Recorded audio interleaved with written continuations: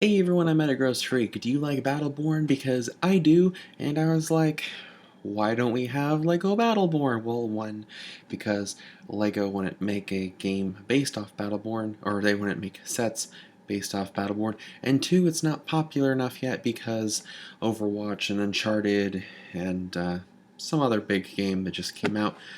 The point being is that I thought it'd be cool to make a mock of one of my favorite characters called Darius.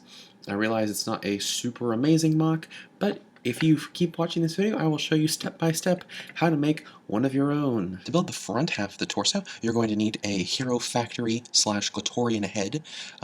I choose to use red for mine, however you could use blue or the yellowish green, whichever you prefer. You're also going to need a Hero Factory or Glatorian style helmet. I'm personally preferring to use this Firelord / Dozer one, just because it looks more like a Caldarius helmet than the other ones I have.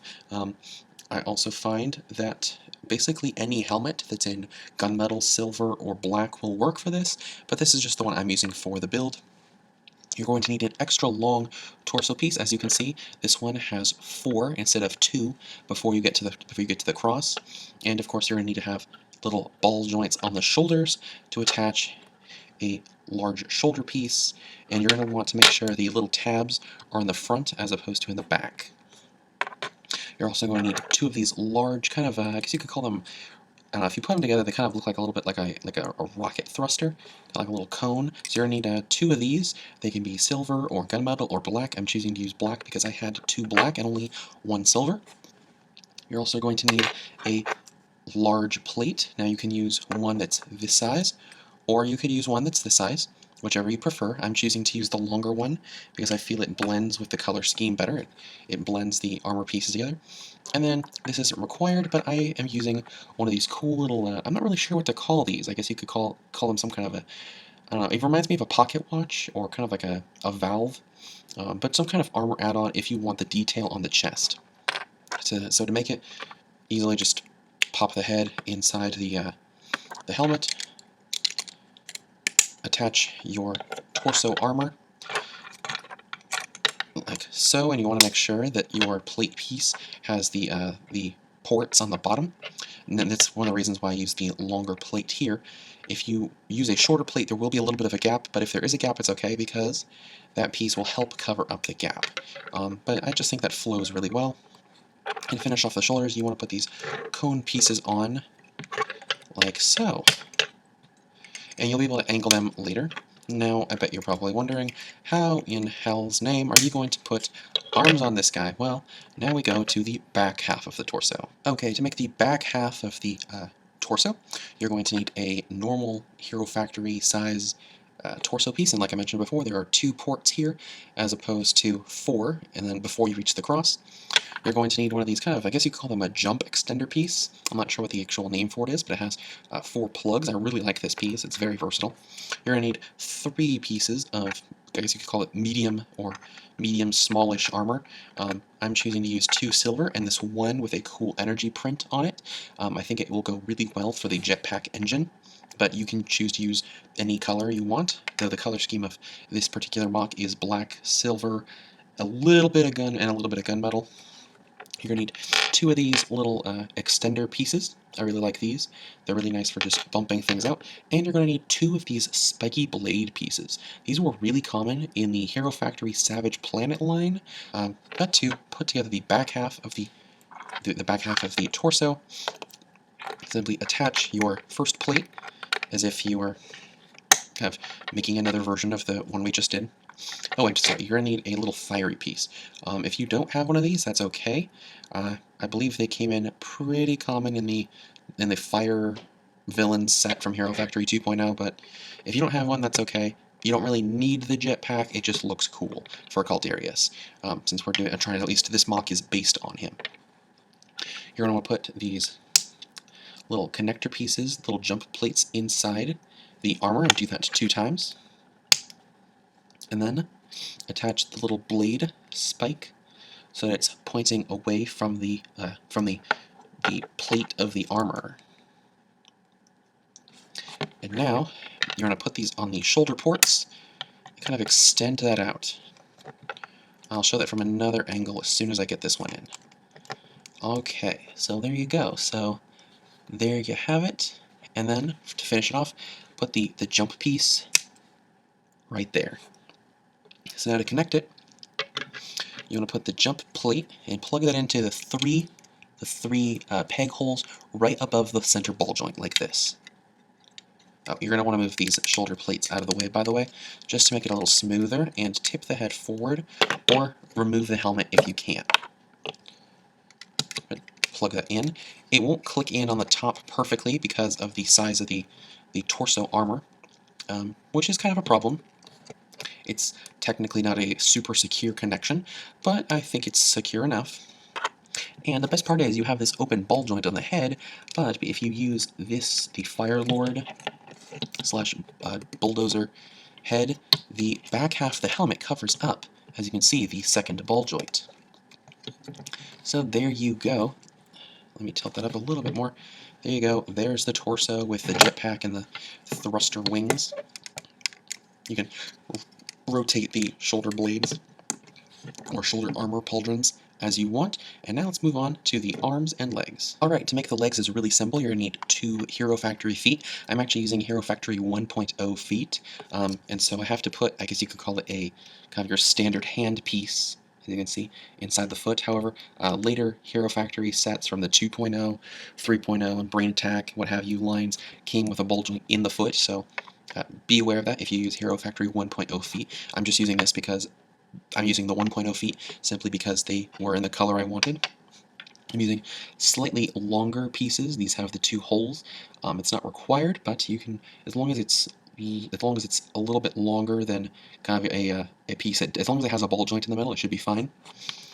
I'm using 2 of those and 2 of your standard, I guess you could call them thigh pieces. 2 of these larger armor plates. I'm using them in black. And I'm using 2 chest pieces. You can use them in either gunmetal or silver, whatever is your preference.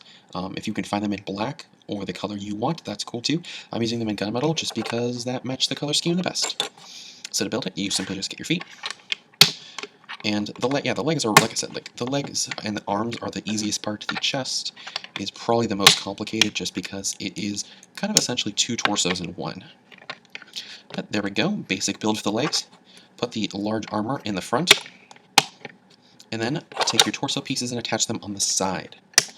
Now, this will make your model look a little hippie because of the curvature here. It'll make the character have kind of these larger hips, but I think it'll be fine. It'll also help to cover up the extra ball joints in the back, but simply just plug it into the front pair of hip balls. And you have to kind of arrange the armor on the legs a little. You just angle the legs a little bit so that it doesn't get stuck on the ball joints. It may require a little bit of finagling to get a good standing position, but there you go. I think that looks pretty good, and you can always tilt the legs in if you don't like that larger hip look. But I think that looks well armored. On to the arms now. Okay, the left arm with the left hand is the easiest. You simply need another one of those ball-jointed limb pieces and I guess you could call this an upper arm now, but the traditional thigh piece. Stick that together, add on a Hero Factory / Bionicle / Quatorian hand, and that's the basic piece of the arm. And then just snap on the 2 normal size plates. You're going to want to make sure that the flat part with no ports are facing each other. Now, I'm choosing to use black and silver because that's what I have available to me. I unfortunately did not have many pieces of black or silver, so I made do with what I had. And I have another one of these spike pieces like we had on the back, and I'm using that to represent the wrist-mounted blade that Caldarius has in Battleborn. You just have to give that a little bit of an arm flex, and there you go, one arm down. Alright, for the right arm, I kind of got a little bit lazy. I didn't have enough black, silver, or gunmetal pieces to make a full arm, and so I cut a corner, but I think it actually makes up for it. I'm using the Sonic Cannon piece from Hero Factory 1.0. This actually came in 2 different sets. It came in the, I don't remember what the character's name was, but it came in the black, kind of a Sonic-powered character, and it also came in an upgraded version of the silver character who had one of these in addition to his normal weapon. As you can tell, it looks like it has the mold for the hands, and also has the really cool Sonic cannon, which from the side looks really cool, but then as you change your perspective, it starts to look kind of disappointing. It's very flat. It's a very flat piece, but I'm using that. And you're going to need another one of these little hand pieces to connect it. It goes in right like that. You can see, right in there. You're going to need another one of your little thigh pieces and a short connector, kind of like a little jump ball. I'm using this mostly to help give a little more clearance at this joint, but also to give a little bit of left and right posability. If you didn't have this little jumper piece, they'd be kind of stuck right in there at this ball joint. You'd restrict your mobility. Adding this, you give it a little bit more mobility, and you also allow some more swinging and turning. So that's good for mobility. And I wish I had another larger silver piece, but the smaller one was what I had, so I made do. I'm thinking this arm is already complicated enough already, so it's all right to have a smaller piece. And once you have both arms built, as you can see, you have ball joints right behind your shoulder sockets. You might want to tilt the armor forward for this, like I'm doing, and simply pop in both arms. Now, I recommend having the blade arm kind of in maybe a menacing pose, and just because you don't want to show off how flat this arm is, maybe tilt it in a little bit. Maybe tilt it in just a little bit so it's kind of in front of the chest. This also helps to kind of hide or draw less attention to the hips. And then just simply tilt your shoulder armor, your pauldrons, back to help cover up the complicated shoulders. And there you go. So now, once you get everything situated, you've got a character with this big kind of sonic cannon or laser cannon. You've got your wrist-mounted blade, your big pauldrons like the character Caldarius has. You have got a cool armor color scheme. You've got your little jetpack, your gravitic booster, as well as the blades that Caldarius has. He actually has 6 in game.